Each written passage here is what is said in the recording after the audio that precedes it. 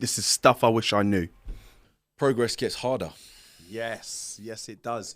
There's this misconception, isn't there, that the longer you've been training, the easier it gets, when in actual fact, it gets harder, man. It really does. Like, to see progress, you've got to work harder than you had done ever before, because, the newbie gains are gone. That's long gone.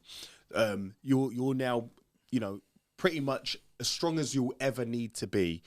To see any kind of improvement in your strength, in your performance, the wins are so small and they're so rare that, you've really got to show up for yourself consistently over time, again and again, just for the smallest of wins. And push boundaries, training boundaries, and push. Because again, there's swings and roundabouts to this, because let's not make any mistake. There's a flip side to that.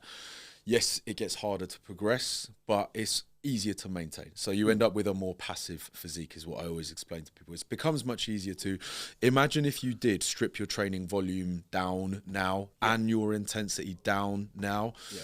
You'd maintain muscle pretty well. Yeah. It's the progress that becomes harder without doubt. I think there's a flip side to that. I think the passive side rings true. But yeah, it's understanding that to every level, because the nutrition, sometimes when I post when my calories are at like 5,000 a day, the comments in the DMs like, "Oh, you're so lucky," and I'm like, no, I'm not. I'm not smashing a pizza with a couple of Krispy Kremes. Like, that would be easy. It'd probably feel pretty grotesque, but it would be pretty easy. We're talking about 5,000 calories where 90% is coming from whole unprocessed food. So think about that for a minute. It doesn't even matter how much peanut butter or anything that you chuck in for easy calories. It is a task at hand. I'm pouring honey on stuff and chucking, like, the conscious effort that comes into eating that much food. Once again becomes, it's more work. You have to eat more food. You have to kind of do more. You have to be pushing for more training stimulus. You have to be more patient, as you said, because it just gets slower and slower and more diminishing. Yeah, and exactly. And you have to do, the more work goes into combating the negative effects of all of that. Yeah. So with the food, you've got digestion issues, the possibility of when you push carbs up really high, that you've got to start monitoring your blood glucose.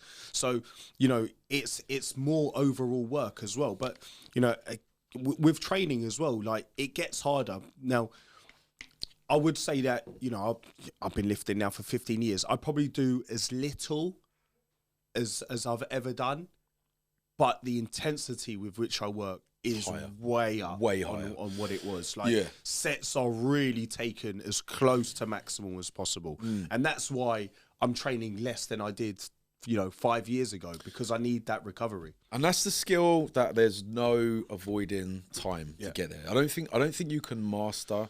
I've had clients and people I've worked with that get good at that, and they get strong quite quick, and they learn to master failure.